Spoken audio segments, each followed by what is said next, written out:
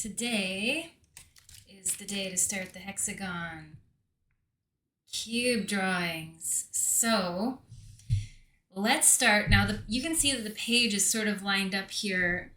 Just gonna check the mic's working. Yeah, it looks good. Sorry. So you can check the pages lined up here from the top left to the bottom right. It sort of has a bit of a flow.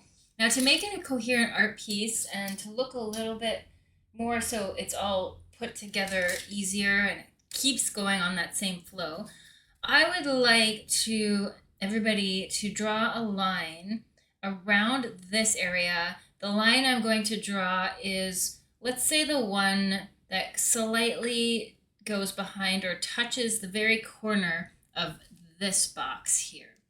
And draw the diagonal line along your grid, like so, all the way to that infinity box. Down a little bit so you can see it better. It's a beautiful evening here. Now, if you'd like to make that line a little bit darker and thicker, go ahead. This is kind of going to be a helpful divide for us when we do our background. I'm sort of using the same thin pen and then going on the bottom side of that line to make it thicker. And let's do another one, the same angle, perhaps right up here. Maybe these lines sort of go a little wonky, but I'm going to use this one about in the middle of the top vortex. And it's okay if your grid isn't perfect like mine, because we will be erasing some of it that we don't need and using parts of it that we do need, but it's a good bouncing off spot. All right, so now we have sort of these two lines which give the overall design some extra flow and give us sort of more of a cohesive area where we're going to draw. So what I would like to do is start outlining one of these hexagons in this area. So down here will be the pattern, up here will be a pattern, and then down here and here will be the 3D hexagons, which are the cubes faced the other way like I showed you in the last lesson. So the first one, let's go close to the corner of this box so that it looks like the hexagon is going behind the large infinity box here, the first one we did. So following the grid lines, you can see mine aren't perfect, and it's totally okay if it's not, because it looks more organic if it's not 100% perfect, and that's totally okay. It has a different feel to it, if it's not like a computerized sort of image. Now let's draw the top boxes coming from this side now, so we have a little bit of a different perspective. So what we'll do is we'll outline this one and that one and the bottom one. Now, just because mine's coming behind, you don't see the other lines. So here is just sort of half a box. Now, if we continue this, you would go up along this grid line as close as you can, and you see another hexagon shape that shares this edge of this hexagon. Coming down a bit so you can see better about that. And let's outline this next hexagon here. I did a little bit better with the grid lines. Definitely makes it easier than freehanding. And taking these lines to the middle and then one down. So this will be a full one. Now my grid isn't 100% perfect, so my hexagons look slightly wider than a normal perfect hexagon, which is cool. That's my art. So don't judge yourself. Just go with it. All right. Let's keep going. There's one to this side as well. This is going to be another half box. And one So we're already starting our pattern here. And you've noticed I stopped using my ruler to give it more of that organic feel, but if you feel more comfortable using a ruler still, that's totally up to you. You can also, didn't mean to do that. You can also be creative here. Put the hexagons where you'd like them. My plan is to go big to small and big to small, and then put that pattern, a different pattern underneath it to give it some more layered look. So feel free to do what I'm doing. I'm sure even if you try to do exactly what I'm doing, it will look different because it's your hand doing it.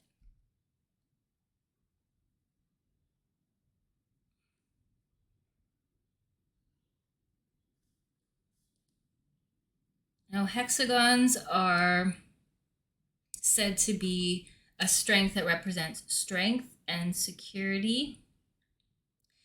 They emit the qualities of balance, harmony, and as I mentioned, stability. In Islamic architecture, hexagons symbolize harmonious relationship between the physical and the spiritual realms. So where the cube and the square mostly represents the earth and the physical realm, the hexagon, so just turning the cube on the side, can be the bridge between the physical and the spiritual. Now, when you draw these hexagons with the lines in the middle, like this, you can sort of envision it being 3D. And before you even go too far, so that your mind doesn't get away from you with all these hexagons and the pattern doesn't get away from you, feel free to erase the grid inside of it. Oh, this one has to go down. And as you move your way up, you can work on the shading. So the right side here will be dark, as we've been doing all along. It's the same cube, it's just turned, as I mentioned, as I showed you last time. And keep shading the right side of the mall, because remember where the light is, although this one's, this is an abstract design, so do what comes naturally to you, what you feel like. If you even want to shade on the opposite side, that's up to you as well.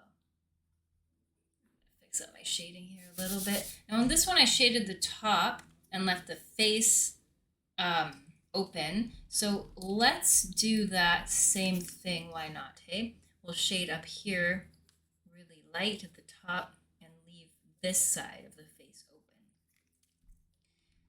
Erasing the line of the grid. And then once the shading's in there, it will give us more of a 3D feel.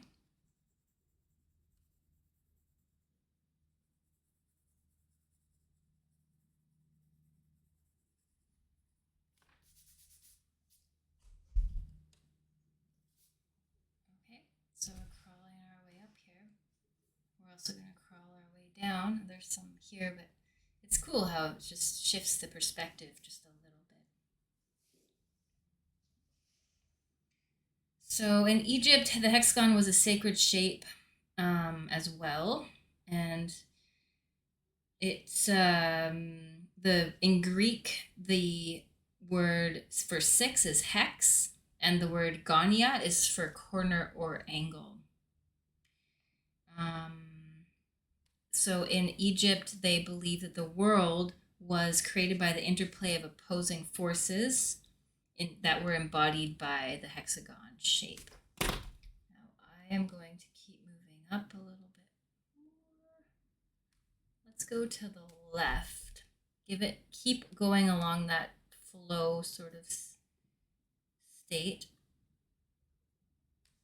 Coming up this way.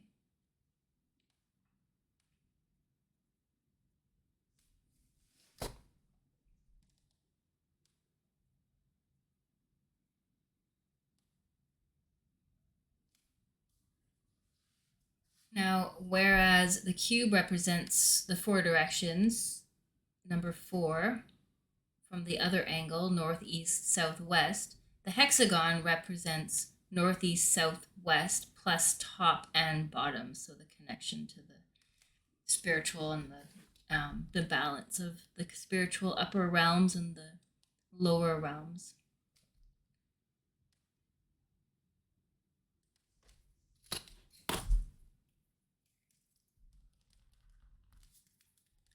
As you move, I find it's up to you. You can do it at the end or you can do it now.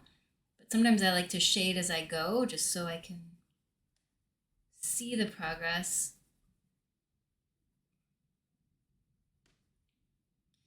Pythagoras looked at the hexagon as a symbol of perfection and unity.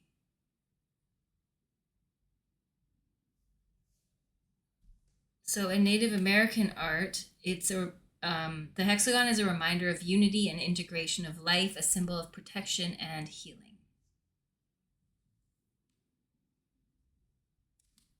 How's that? Maybe a couple more here. This one just looks like it wants to be 3D. Now remember, use your own creative flair here with the background, this hexagon pattern. Do what you like with it. Now you know how to create these 3D stair boxes like Escher. MC Escher, very popular artist who drew a lot of these, and he was one of my inspirations for this type of art form. Probably my biggest artist inspiration for drawing 3D squares and cubes. He's a very good abstract artist. If you haven't heard of him, look him up, although most of you probably have. All right, let's do one more. This one will be, should I go down here? Let's go up to the left. Keep giving it some more flow.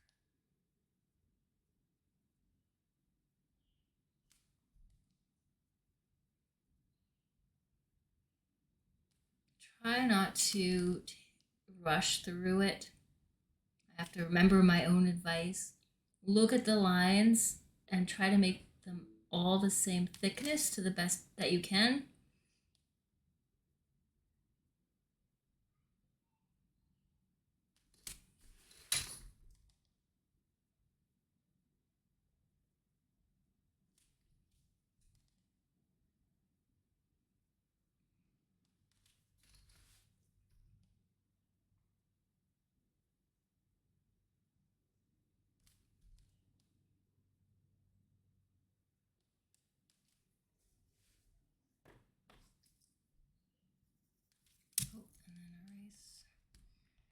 Grid lines before you shade it in so that you won't be able to see them anymore.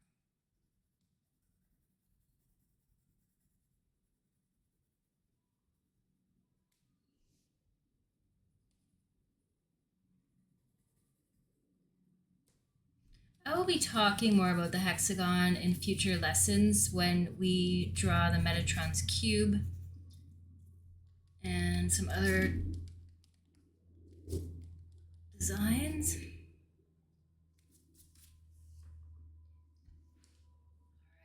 Those are some up here. I did 9. I think I'm going to make this one that goes behind as well. So 10. Maybe this one, this one as well, and here. Just making these look like they're going behind the vortex. So it's got some layers.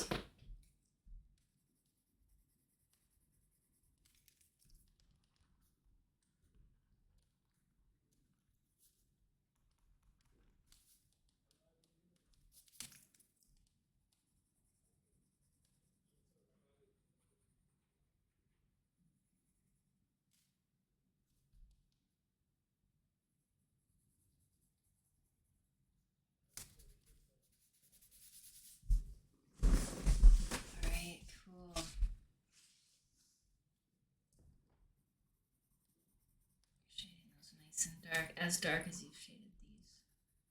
Just looks like I've got a bit of glare on my page. The sun is really bright today. Okay, now coming down here, actually let's start up by this infinity box, the one that's touching it.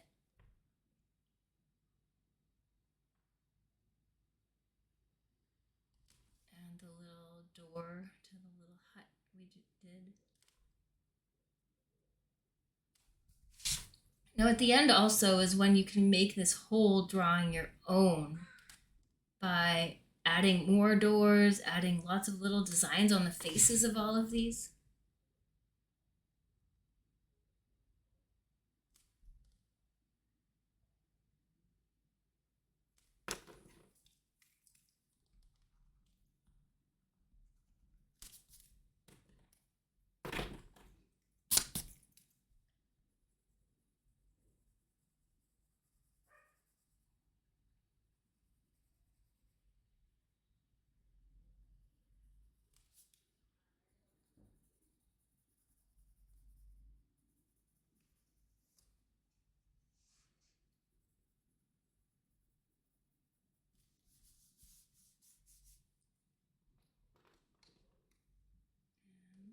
Keep going using the side of this hexagon cube to match to the other one so that they fit. It's called tessellate. So they tessellate. Hexagons tessellate so well together. So do squares. And obviously triangles like our grid. Shapes and patterns that fit perfectly together like a puzzle. That's what Escher was famous for, among other things, but his tessellation designs were pretty amazing. He also has designs of staircases going in all kinds of crazy directions. I love his abstract art mind.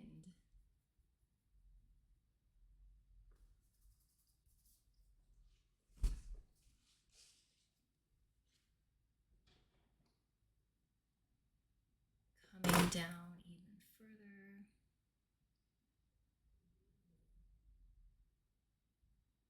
Now we will be making this part up here and this part down here smaller. So, I mean, we won't be using this grid. We're going to erase it and do some freehand stuff. Next lesson. I believe in you. You can do the freehand stuff. I believe in all of us. Just have to try, you know. Trying is doing.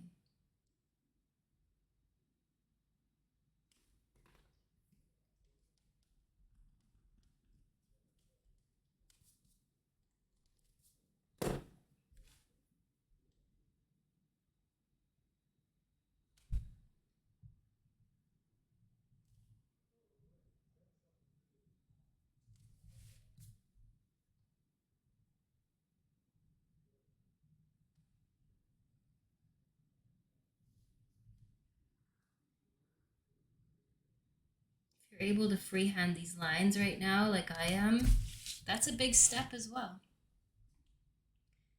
Embrace your organic hand. You've probably come a long way, and you can realize that from when you started. Maybe you tried to do this, and now you can realize it looks a lot better. Your hand-eye coordination, it just gets better with time. The erase and then the shade.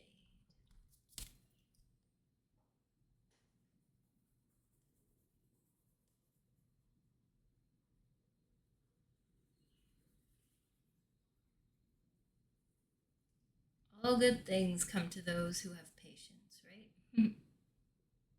So, drawing is a lesson in patience, a lesson in calming down, and lesson in relaxing our minds, slowing, and extended focus on something. That's not technology.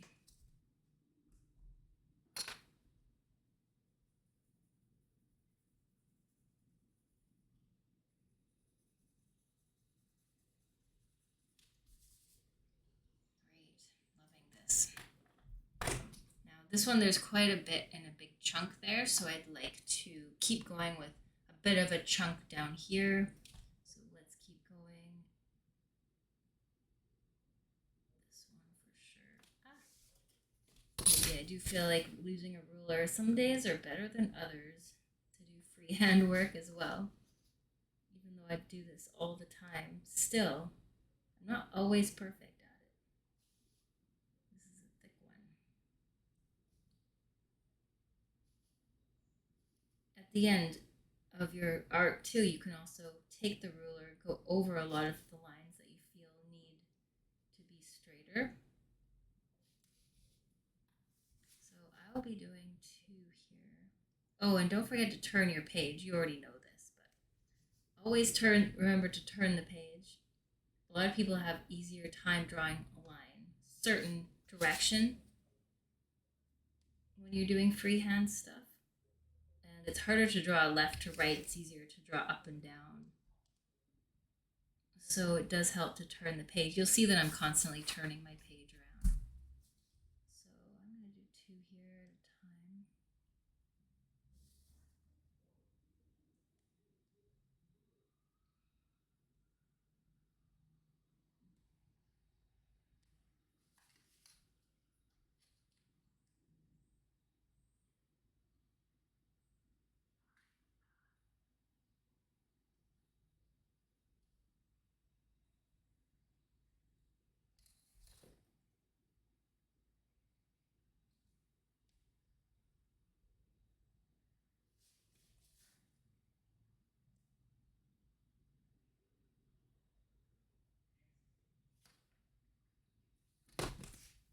And then the erase and shade.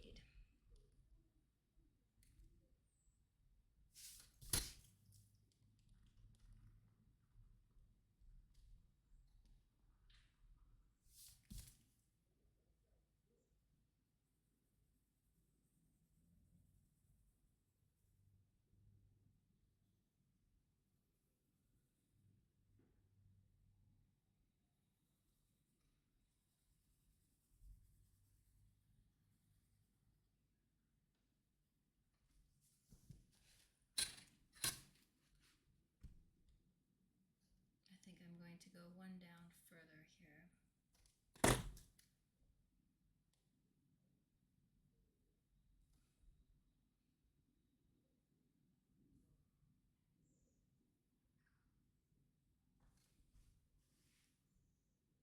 Coming to the edge of the page.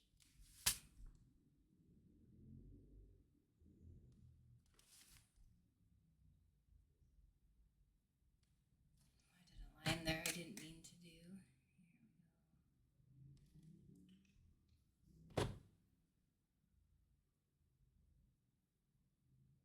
Now I like the way this 3D hexagon box pattern looks like it starts up here, and then goes behind and kind of ends up down here. It gives the whole thing more of a flow.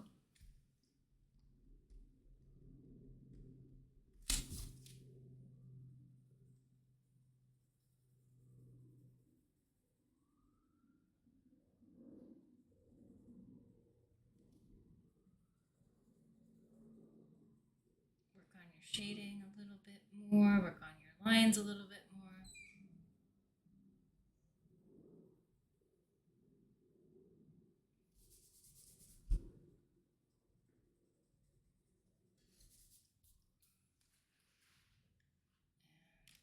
And when you're done these,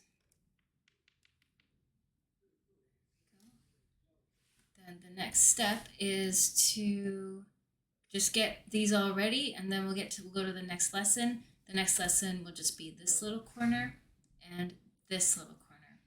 Then the lesson after that will be these areas, and then we'll tackle the top and the bottom. All right, we're almost there. You got this. Good job today.